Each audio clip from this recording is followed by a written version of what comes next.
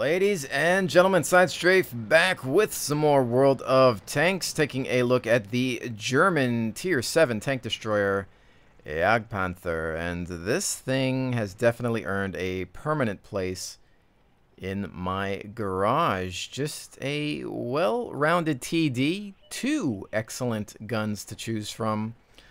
Very mobile, pretty quick, looks freaking cool. And we'll talk a bit more about that once we get into the garage. But for now, let's pay attention to the game at hand. This is, of course, being played live. So right now I've decided to take the open field out here. I'm going to press up a little bit more. I am using the 105 main gun. It's going to pack more of a punch, but it does trade some accuracy and rate of fire for that. And we'll try to just support these vehicles here. It looks like it might actually be pretty clean. Majority of the enemy in the city. However, this might allow us to flank in. If successful, there is one piece of artillery on the map. You can see there is a Jackson preparing to engage, but he's already taking hits. VK and I moving around here. And we'll just try to cut wide and then hit the artillery, come in behind the team if possible. Generally this can be quite successful as long as they don't have a scout to notify them. Now, more than likely to run into the artillery, which will give away our position, but we're just going for it at this point because they are trying to work on that flag capture very early, which can usually be a mistake. So I want to set up here, maybe, and get camoed up and see if we can grab a target. Enemy vehicle destroyed. Shot out on a 34-85. But we need to continue the push.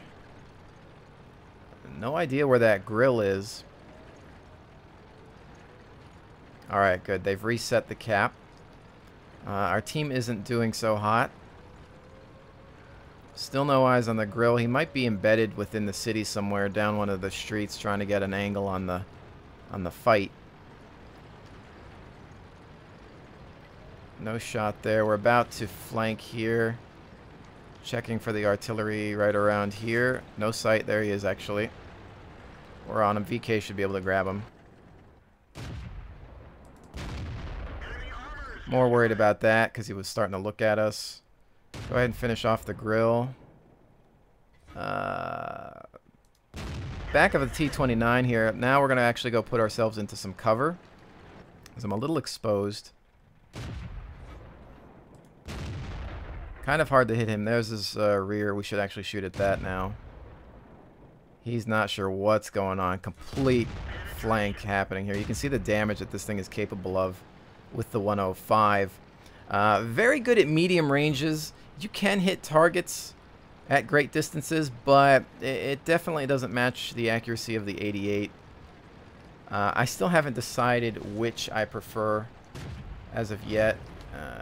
JagdPanther's looking right at us. My armor is not fantastic, as you can see here. This isn't really the type of battle I like to get in. Generally, I find it best if I'm not taking any hits at all. Let's see, that JagdPanther still has an angle there, so I can't rush across to engage. I might be able to flank around. Let's see if I can get behind him in time while the VK distracts, because I don't want to take any more damage. I've already taken a shot to the lower plate, which is pretty much a weak spot on all German vehicles. I was hoping that I could end this quickly, but just not happening that way. VK's still up, and we're on his 6. So now, hopefully that VK is going to be able to finish him off, although the JagdPanther is going to get a shot off in one taking out the VK, unfortunately. Now the JagdPanther's going to want to turn around. I don't know what gun he's using, but we have to press this assault. I took a blast there, unfortunately. Not the greatest play ever by me. I shouldn't have actually just zoomed in there for that shot, but it happened. I wanted to grab him maybe before he had to reload. IS, don't have my shot yet. There's that. All we have to deal with now is a Leopard. I'm pretty sure the T-29 can take him. But let's make sure, because that Leopard actually does have that very annoying cannon that has some crazy penetration. And there we go. So that was a scary game, actually. You know, I wasn't sure how we were going to do that. JagdPanther did a good job at keeping us at bay on that rear flank. But all in all, not bad. Let's see what we've got here. Quite a bit of damage out here. Some radio operators taken out, fuel tank, tracks. All right, team score in general there, doing 1,973 damage on that one. That was a particularly good game for me. That doesn't happen all the time, but it's nice to see it. So let's talk a little bit more about the stats of this tank. So like I was saying, the major thing I want to touch on is the fact that you have two great guns to choose from. Don't sell the 88. You might find yourself swapping between the two. If we take a look at them side by side, once you get to this, if you're grinding through the JagdPanther, everything changes, because you're going to start out with the Stugs gun, and you're going to start out with the gun that the Jagdpanzer IV has. You might as well stay with the Stugs gun, just because you're going to have more penetration and rate of fire with that. I had tried to use this. It's just the pen is not great. I would stick with the Stug gun and try to just hit, you know, weak spots if you're in higher tier games. Once you get to the 88, things change. You know, decent rate of fire, average damage 240, and then when you get to that 203 pen, that's where things are fantastic. But, you know, looking more along the line, so 105 versus the 88, 7.32 rate of fire versus 9.84. 200 versus 203. The 88 has like 3 more pen, but it's not that big of a deal. You can see the differences with premium ammunition and whatnot as well there, if you need to load up some prem rounds, which I always carry a couple just in case. The damage goes up 320 on the 105, which is really nice at that tier, I feel. But you're going to go down in accuracy, 0.34 versus 3.2. Your aiming time is actually less on the 105 versus the 88. It's a tough call. This is going to be, the 88 is going to be your sniper gun if you want to play long range support, hide in the bushes, sneak around. You want to be accurate, the 88. Now there is an aim time issue, but I don't feel that it was that bad for me, even without using a laying drive. But I'm also enjoying the 105. As you can see in that city fight, the 105 was best. I didn't need the accuracy. I needed punch, and that's what really helped me out there.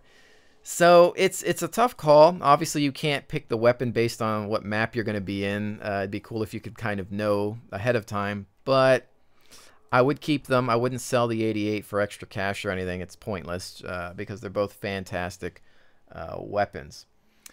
So moving right along, you can see that we can do about 46, which is a respectable speed for this thing, weighing in at 46.58 tons there, with a load limit of 48.95.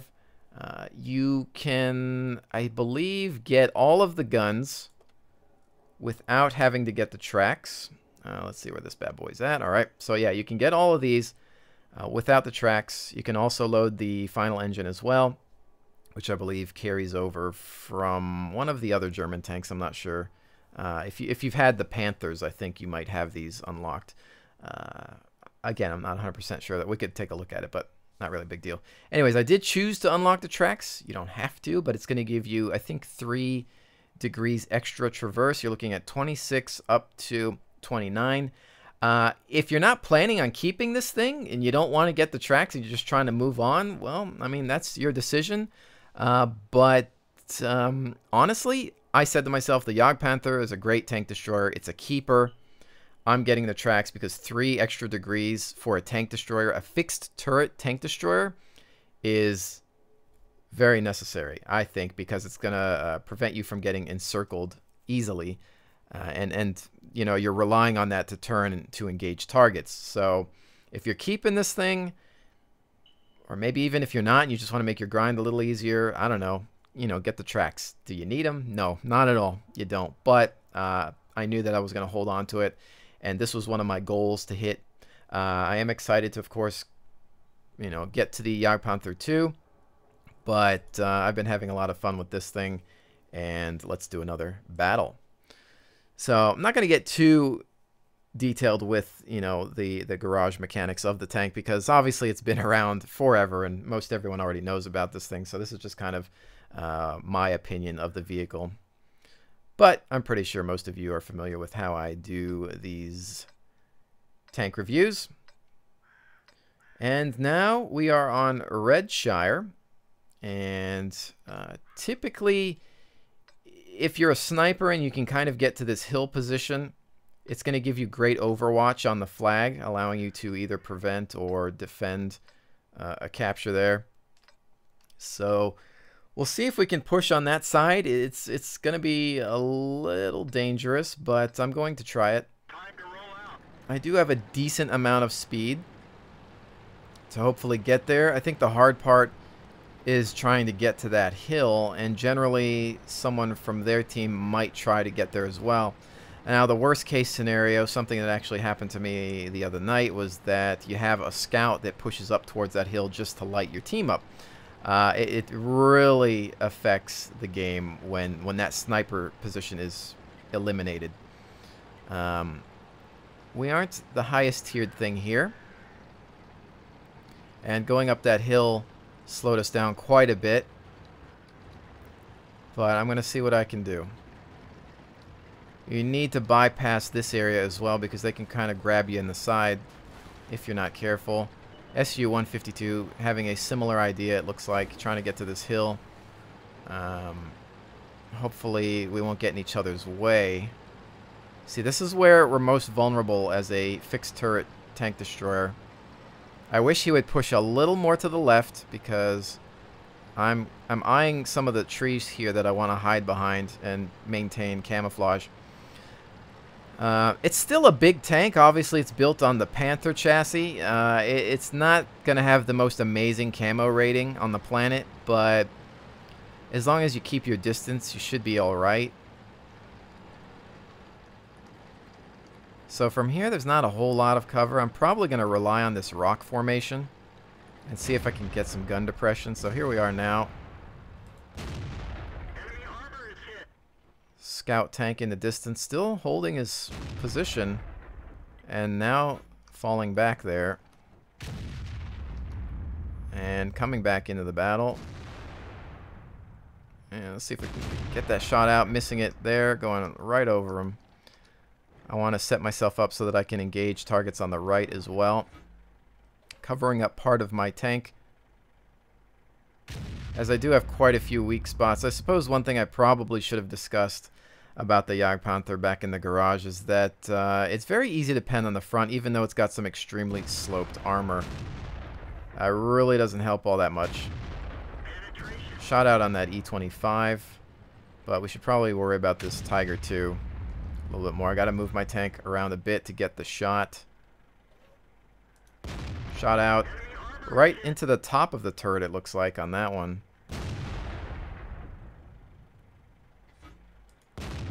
Another shot out into the side. That guy looking to go for a ram, but he's put himself out in the open. Can't say that that's going to be fantastic. That shot went low, perhaps into the wreck in front of him, and he's blitzed. Alright, so now we're going to bring the gun back around, focusing on this IS. Shot out into the top. Once again, just enjoying the damage of this 105. Pretty decent engagement range here, and friendly right in front of my shot. Unfortunately, missing the opportunity to grab the 105. Still going to take the shot anyway, missing there. And I'm looking at maybe engaging some of these targets. Close quarters here. One into the IS-3. I do see that T-29 in the back there. I think he's looking at me. You can see there. And we need to kind of shut him down. So we need to let him know that we see you. We're returning fire. Stand down, son. Because he thinks we're not paying attention to him, and sometimes he's just going to continue doing that if we don't let him know. Unfortunately, we're losing tanks down below here. Another shot out at the IS-3, missing or perhaps hitting the wreck in front of him.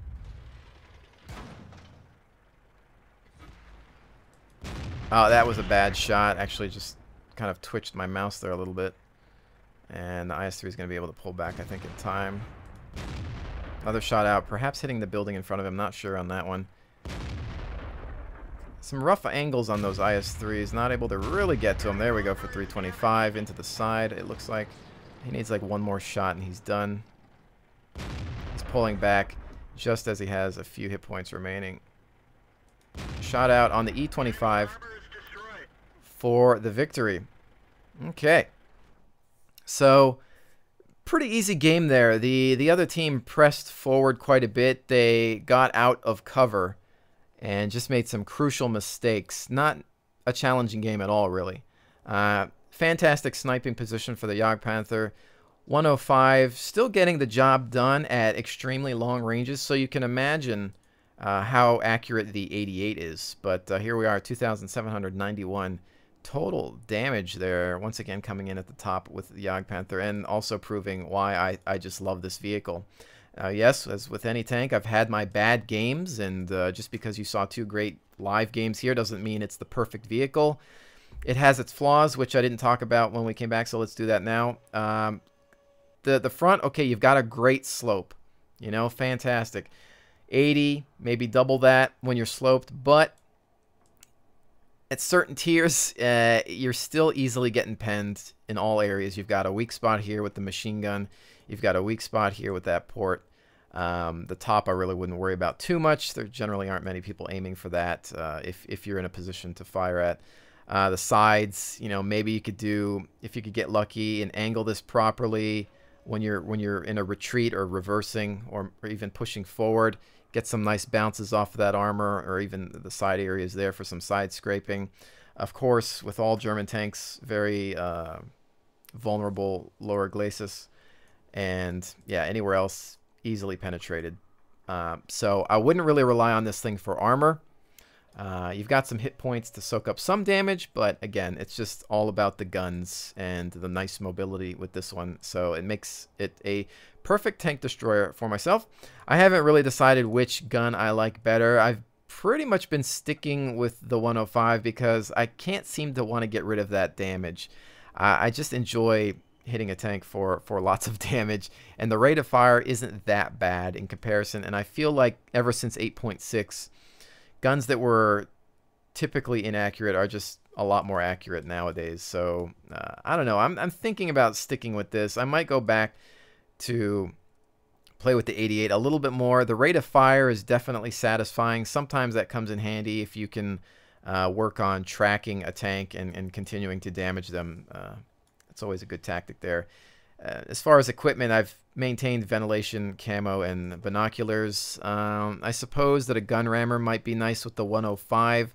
I haven't really decided. I am kind of more... When I grab a tank destroyer, I want to be a sniper. I want to hide in the bushes at distance and not even take a shot.